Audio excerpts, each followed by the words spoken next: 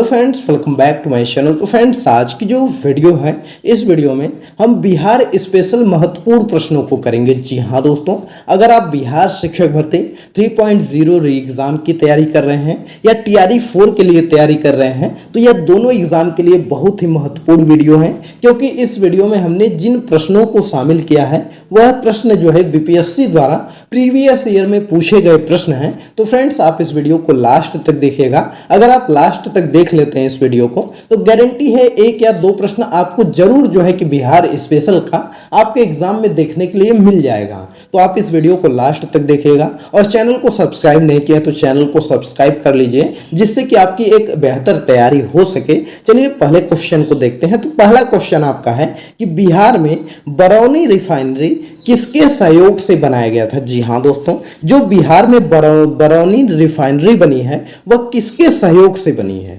तो देखिए, जो बरौनी रिफाइनरी बनी है यह कब बनी थी, तो यह जो है कि 1965 ईस्वी में इसको समर्पित किया गया था और 1964 में इसकी स्थापना वगैरह किया गया था। और किसके सहयोग से किया गया था, वह किया गया था आपका सोवियत रूस के। जी हाँ दोस्तों, सी वाला ऑप्शन आपका सही हो जाएगा। सोवियत रूस के सहयोग से इसको बनाया गया है, तो इसको याद रखेंगे। चलिए नेक्स्ट प्रश्न देखते हैं। अगले प्रश्न की बात करें तो अगला प्रश्न है कि निम्न में से कौन सा जोड़ा बिहार के दक्षिण गंगा क्षेत्र से मेल नहीं खाता है। जी हाँ दोस्तों, पूछा गया है कि इनमें से कौन सा ऐसा जोड़ा है जो कि बिहार के दक्षिण गंगा क्षेत्र से मेल नहीं खाता है, तो वह है ऑप्शन नंबर सी। जी हाँ दोस्तों, पटना वैशाली का जो क्षेत्र है वह बिहार के दक्षिण गंगा क्षेत्र से मेल नहीं खाता है। इसके अलावा आपका पटना मुंगेर भी खाता है, गया अरवल भी दक्षिण में है, बाकी आपका पटना वैशाली वाला जो है वह आपका उत्तर साइड में पड़ जाएगा। तो इसको आप लोग याद रखिएगा।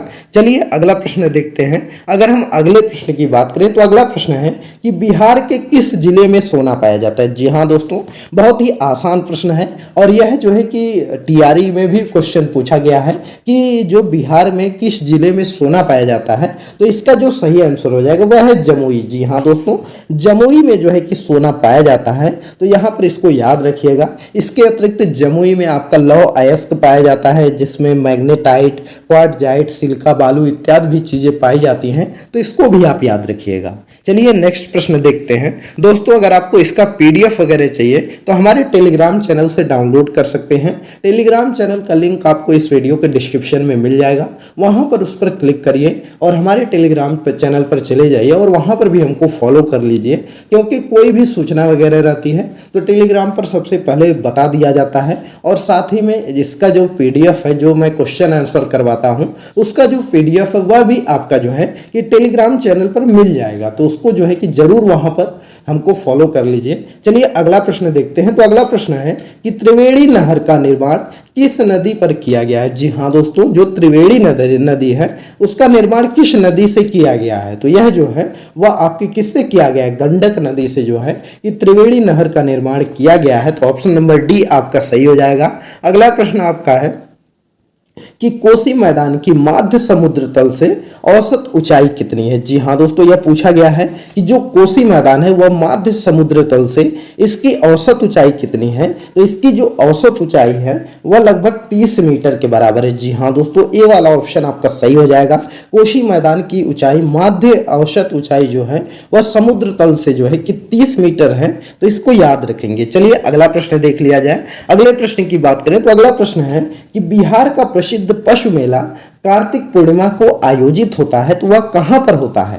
तो देखिए, बिहार में जो प्रसिद्ध पशु मेला लगता है वह कार्तिक पूर्णिमा को आयोजित होता है। यह आपका लगता है सोनपुर में। जी हाँ दोस्तों, अगर आप बिहार के हैं तो यह तो आपको पता ही होगा कि यह सोनपुर में लगता है और बहुत बड़ा मेला लगता है और इसमें हर एक चीज मिलता है, मतलब जानवर हो गया, कोई भी सामान हो गया, हर एक चीज मिलता है। तो इसको आप लोग याद रखिएगा। बहुत ही फेमस मेला है सोनपुर का। और यह कब लगता है, तो यह जो है कि कार्तिक पूर्णिमा को लगता है, तो इसको याद रखेंगे। अगला प्रश्न आपका है कि दक्षिण बिहार की प्रचलित परंपरागत जल संरक्षण सिंचाई पद्धति कहलाती है। तो जो दक्षिण बिहार की प्रचलित परंपरागत जल संरक्षण सिंचाई है वह क्या कहलाती है, तो वह आपका कहलाती है आहार पाइन। जी हाँ दोस्तों, ए वाला ऑप्शन सही हो जाएगा।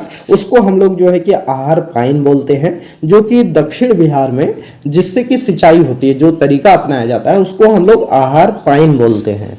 तो इस चीज को आप याद रखिएगा। चलिए 8वां प्रश्न देखते हैं। तो अगला प्रश्न आपका है कि थारनवेट की योजना के अनुसार पूर्वी बिहार की जलवायु किस प्रकार की है। तो यह पूछा गया है कि जो थारनवेट की योजना थी उसके अनुसार जो पूर्वी बिहार की जलवायु है वह कैसी है। तो पूर्वी बिहार की जो जलवायु है वह आपकी C2 टाइप है। जी हाँ दोस्तों, ये वाला ऑप्शन आपका हो जाएगा। C2 टाइप जलवायु है। C2 टाइप उसको कहते हैं, ऐसी जलवायु होती है जिसमें नमी युक्त आर्द्रता वगैरह पाई जाती है, जिसमें नमी थोड़ा ज़्यादा पाई जाती है, उसको जो है कि हम C2 टाइप कहते हैं। तो जो थारनवेट की योजना है इसके अनुसार जो पूर्वी बिहार की जलवायु है वह C2 टाइप है। चलिए अगला देखते हैं। अगला प्रश्न आपका है कि मोटा अनाज को चमत्कारिक अनाज और भविष्य की फसल कहा जाता है, क्यों। जी हाँ दोस्तों, मोस्ट इंपॉर्टेंट प्रश्न है और यह प्रश्न आपका बीपीएससी टीआरई में पूछा भी गया था कि जो मोटा अनाज होता है इसको चमत्कारिक अनाज कहते हैं और यह भविष्य की फसल कहा जाता है। ऐसा क्यों कहा जाता है। तो क्योंकि यह जो है यह सूखी सहिष्णु फसल है। जी हाँ दोस्तों, यह सूखी सहिष्णु फसल है, इसलिए इसको जो है कि भविष्य की फसल भी कहा जाता है और चमत्कारिक अनाज भी कहा जाता है। तो चलिए अगला प्रश्न हम लोग देख लेते हैं। अगले प्रश्न की बात करें तो अगला प्रश्न है कि निम्न में से किस स्थान पर कोसी नदी गंगा नदी में मिलती है। तो ऐसा कौन सी जगह है जहां पर कोसी नदी जो है वह गंगा नदी में जाकर के मिलती है। तो वह आपका स्थान है कुर्सेला। जी हाँ दोस्तों, ये वाला ऑप्शन आपका सही हो जाएगा। कुर्सेला में कोसी नदी जो है वह गंगा नदी में मिलती है। तो ये वाला ऑप्शन आपका सही है। अगले प्रश्न की बात करें तो अगला प्रश्न आपका है कि विक्रमशिला गांगेय डॉल्फिन अभ्यारण्य बिहार के किस जिले में स्थित है। जी हाँ दोस्तों, यह पूछा गया है कि जो विक्रमशिला गांगेय डॉल्फिन अभ्यारण्य है यह बिहार के किस जिले में स्थित है। तो यह जो आपका स्थित है वह है भागलपुर में। जी हाँ दोस्तों, ये वाला आपका आंसर सही हो जाएगा। विक्रमशिला गांगेय डॉल्फिन जो है वह भागलपुर में अभ्यारण्य वह स्थित है, तो इसको याद रखिएगा। अगले प्रश्न की बात करें तो अगला प्रश्न आपका है कि बिहार की भूमि निम्न में से किस नदी प्रणाली से अपवाहित है। जी हाँ दोस्तों, इंपॉर्टेंट प्रश्न है कि बिहार की जो भूमि है निम्न में से किस प्रणाली से अपवाहित है। तो इसका जो सही आंसर आपका हो जाएगा वह हो जाएगा गंगा नदी से। जी हाँ दोस्तों, गंगा नदी बिहार को दो भागों में बांटती है, दक्षिणी और उत्तरी बिहार के रूप में इसको बांटती है, तो इसको याद रखिएगा। तो दोस्तों आपको यह वीडियो कैसी लग रही है आप हमें कमेंट में ज़रूर बताइएगा। और साथ ही में दोस्तों एक चीज़ और कि आपको किस टॉपिक पर वीडियो चाहिए, किस सब्जेक्ट को आपको तैयार करना है, किस सब्जेक्ट का आपको क्वेश्चन आंसर चाहिए, आप कमेंट करके बताया करिए जिससे कि मैं उस सब्जेक्ट की तैयारी करवा सकूँ। फिलहाल अभी जो जब तक आपका एग्जाम होगा 10 या 12 जून तक, उसके पहले हम सभी सब्जेक्ट को पूरा कवर कराएंगे। तो आप जो है कि फॉलो नहीं किए हैं तो हमको टेलीग्राम पर फॉलो कर लीजिए, लिंक डिस्क्रिप्शन में है, और इस चैनल को भी सब्सक्राइब कर लीजिए जिससे कि आपकी एक अच्छी तैयारी हो सके। अगला प्रश्न है कि बिहार में बाल सुंदरी, ताल, करैल एवं बलथर, तो यहाँ पर देखिए कॉमा नहीं लगा, बाल सुंदरी, ताल, करैल एवं बलथर पद निम्न में से किसके लिए प्रयुक्त होते हैं। तो देखिए बिहार में जो बाल सुंदरी है, ताल है, करैल है एवं बलथर प्रयुक्त होता है, यह किसके लिए प्रयुक्त होता है। तो यह जो आपका प्रयुक्त होता है यह प्रयुक्त होता है मिट्टी के लिए। जी हाँ दोस्तों, सी वाला ऑप्शन आपका सही हो जाएगा। मिट्टी को जो है कि बाल सुंदरी कहा जाता है, ताल कहा जाता है, करैल वगैरह कहा जाता है, तो इसको याद रखेंगे। अगला प्रश्न देखते हैं। अगला प्रश्न है कि कहलगांव, काठी, बाढ़ एवं नवीनगर निम्न में से किसके केंद्र हैं। तो यह पूछा गया है कि जो कहलगांव है, काठी है, बाढ़ है एवं नवीनगर है, यह किसके केंद्र हैं।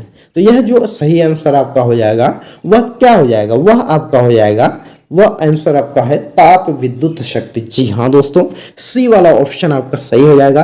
कहलगांव आपका भागलपुर में है, वहीं पर कांटी जो है वह मुजफ्फरपुर में है, बाढ़ आपका पटना में है, इसके अलावा नबीनगर जो है वह औरंगाबाद में है। तो यह जो है कि ताप विद्युत शक्ति के केंद्र हैं, तो इसको याद रखिएगा, इंपॉर्टेंट है दोस्तों। और इस बार TRE 3 जो एग्जाम होने वाला है उसमें ज्यादातर चांसेस है कि इससे प्रश्न बन जाए, क्योंकि यह बिल्कुल यूनिक प्रश्न है और अभी तक TRE 1 TRE 2 में यह प्रश्न नहीं आया है और यह जो है कि BPSC PRE में पूछा गया है, तो इसलिए आप इसको जरूर अच्छे से पढ़िए। और एक रिक्वेस्ट है कि आप 2-3 बार इस वीडियो को रिपीट करके देख लीजिए जिससे कि आपकी ज़्यादा से ज़्यादा प्रश्न सही हो सकें। अगला प्रश्न आपका है कि बिहार में निम्न में से कौन वस्त्रों का उद्योग केंद्र है? जी हाँ दोस्तों, पूछा गया है कि इनमें से कौन सा ऐसा है कि जो बिहार में वस्त्रों का उद्योग केंद्र है। तो देखिए, उद्योग केंद्र की अगर हम बात करें तो उद्योग केंद्र में आपका क्या आ जाएगा? गया में भी जो है कि सूती वस्त्र वगैरह बनते हैं, तो गया भी हो जाएगा। वहीं पर अगर हम बात करें भागलपुर, तो भागलपुर में भी जो है कि आपके रेशमी वस्त्र बनते हैं। तो इसलिए यहाँ पर देखिए दो दो ऑप्शन आपके सही हो जा रहे हैं। इसके अलावा जो है कि कुछ निर्माण पटना वगैरह में भी थोड़ा बहुत होता है, बाकी इसके अलावा ज़्यादातर जो है कि या तो गया में आपके सूती वगैरह वस्त्र बनते हैं और भागलपुर में रेशमी टाइप वस्त्र बनते हैं। तो यहाँ पर दो ऑप्शन दिया गया है, तो इसमें जो सही आंसर हो जाएगा वह ऑप्शन नंबर ई हो जाएगा। जी हाँ दोस्तों, एक से अधिक वाला जो है वह ऑप्शन इसमें सही हो जाएगा।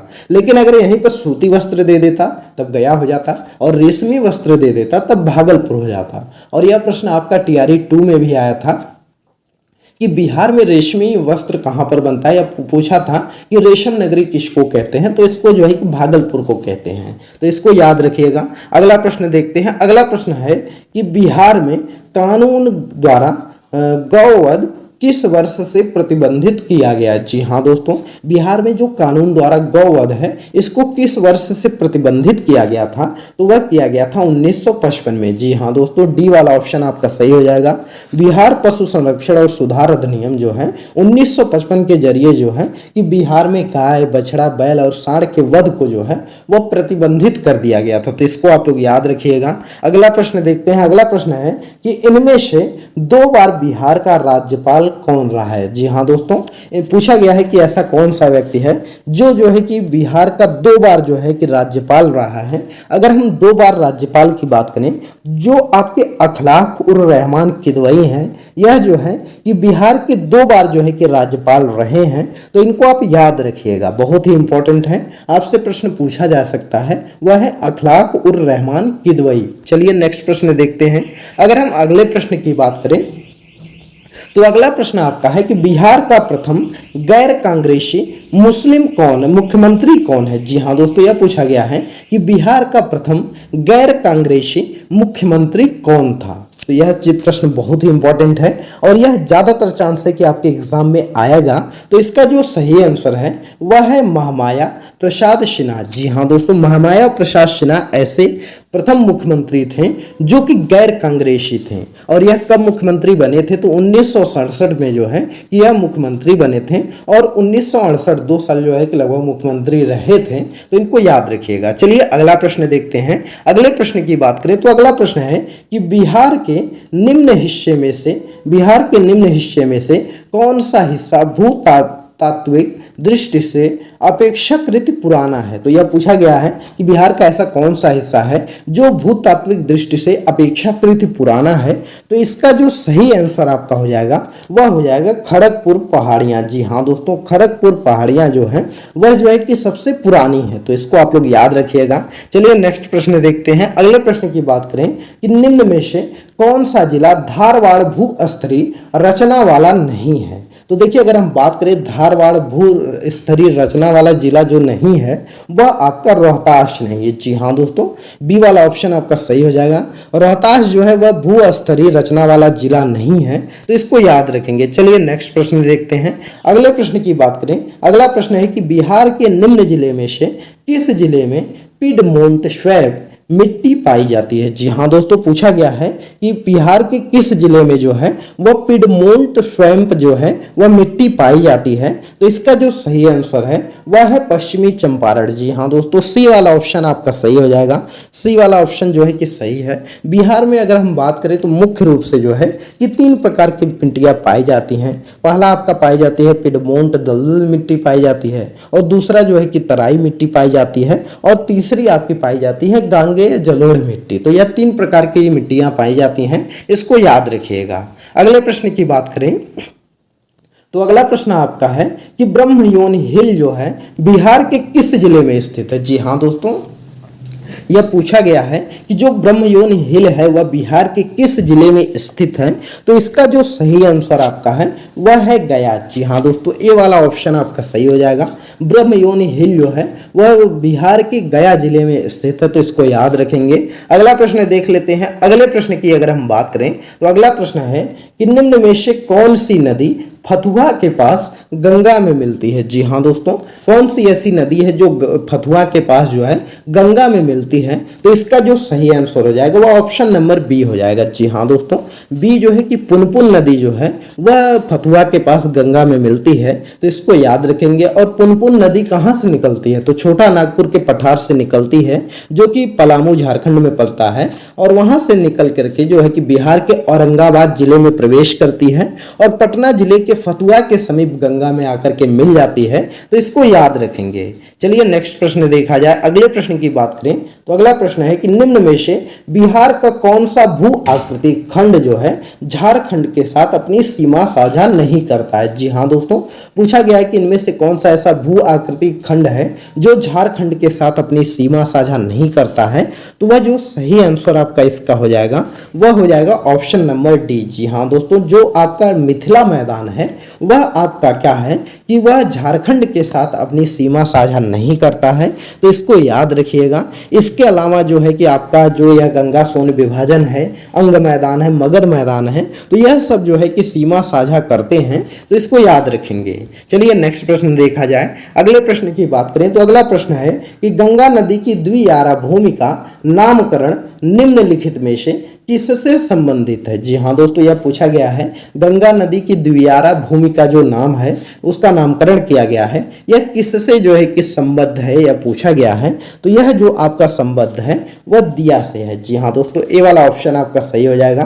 तो दोस्तों यह टॉप 25 क्वेश्चन थे जो कि बिहार स्पेशल प्रश्न थे, और यह जो है कि प्रश्न बीपीएससी द्वारा प्रीवियस ईयर में पूछे गए प्रश्न हैं।